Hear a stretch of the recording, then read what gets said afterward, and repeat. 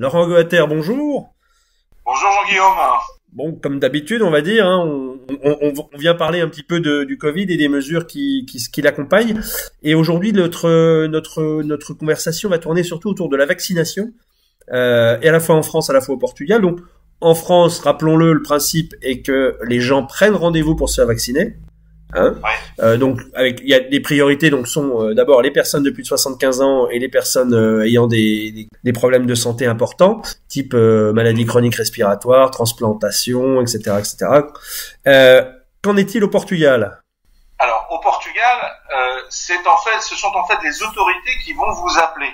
Donc, pour vous appeler, il faut qu'ils sachent où vous trouvez, il faut qu'ils sachent que vous êtes là. Donc, première chose, ne vont être appelées que les personnes qui sont effectivement aujourd'hui identifiées à la sécurité sociale portugaise. Alors, on est intervenu auprès du gouvernement pour que les étrangers puissent effectivement faire partie, bien entendu, de ce lot-là. À l'origine, c'était prévu, mais pas clair. Okay, donc, on a la certitude maintenant que les étrangers inscrits à la sécurité sociale portugaise vont être appelés à la vaccination exactement comme les autres, comme les Portugais, mais ça suppose bien entendu que la sécurité sociale portugaise ait votre numéro de téléphone, oui, ait votre adresse email et puisse savoir. L'application portugaise, le suivi des Covid, il y a un simulateur qui vous permet de comprendre un petit peu où vous en êtes. Alors vous comme moi, puisque on est des jeunes hommes, très jeunes.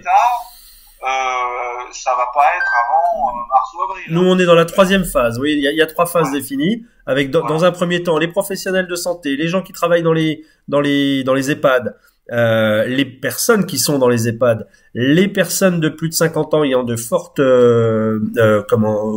comorbidités, on va dire, de fortes maladies, et les forces armées et les forces de police. Ceux-là sont dans la première phase au Portugal. Absolument.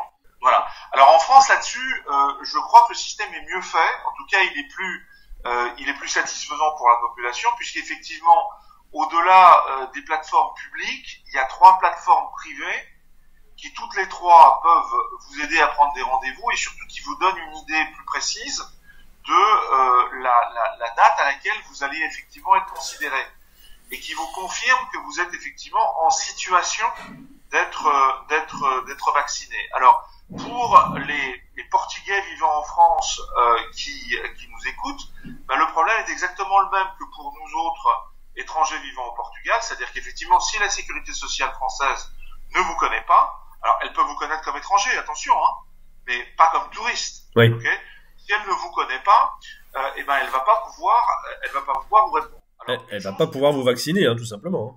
Voilà, absolument. Ouais. Alors une chose pour nos compatriotes, on s'est déjà informé auprès des autorités françaises, les élus, on a fait ça, et on nous dit, il n'y a aucun problème qu'un Français qui vit au Portugal, par exemple, prenne rendez-vous en France. Oui.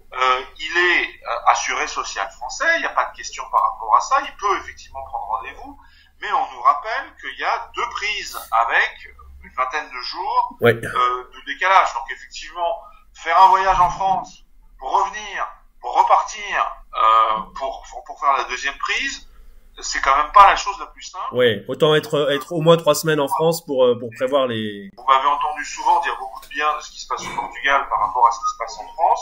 Sur le cas présent, je souligne qu'au Portugal, le fait qu'on ne puisse pas anticiper, prendre rendez-vous ou demander effectivement sa situation individuelle d'une manière un petit peu plus anticipée, cette situation-là ne nous satisfait pas, puisqu'on voudrait effectivement avoir la possibilité de vérifier qu'on est bien dans la liste et à peu près à quelle semaine on va être appelé.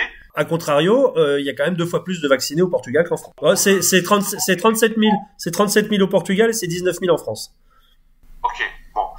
Bon après voilà, hein, et en pourcentage de la population, la France, on sait que la France est très à la traîne là-dedans. Il faut se faire vacciner, il n'y a aucun doute là-dessus, et non, il n'y a pas de choses glauques derrière ça. Faites-vous vacciner dès que vous en avez la possibilité. Bon, en tout cas, dans les 2 pays, la vaccination est ouverte, elle est facultative, elle est gratuite.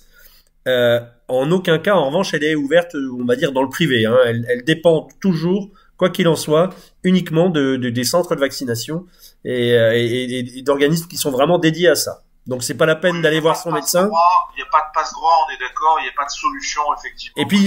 Et puis dans le privé, il n'y a pas de vaccin, quoi, c'est clair et net. Et puis n'achetez pas de vaccin sur Internet non plus. Hein, Bon, bah écoutez, on refera le point sur tout ça. Alors aujourd'hui, le gouvernement portugais se réunit pour un conseil des ministres particulier.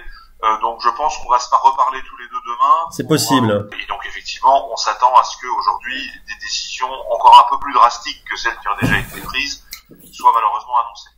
Ok. Eh ben écoutez, on en reparle dès qu'il y a du nouveau. Merci beaucoup Laurent Guater. Bientôt. Bonne journée, merci. La French Radio. Portugal.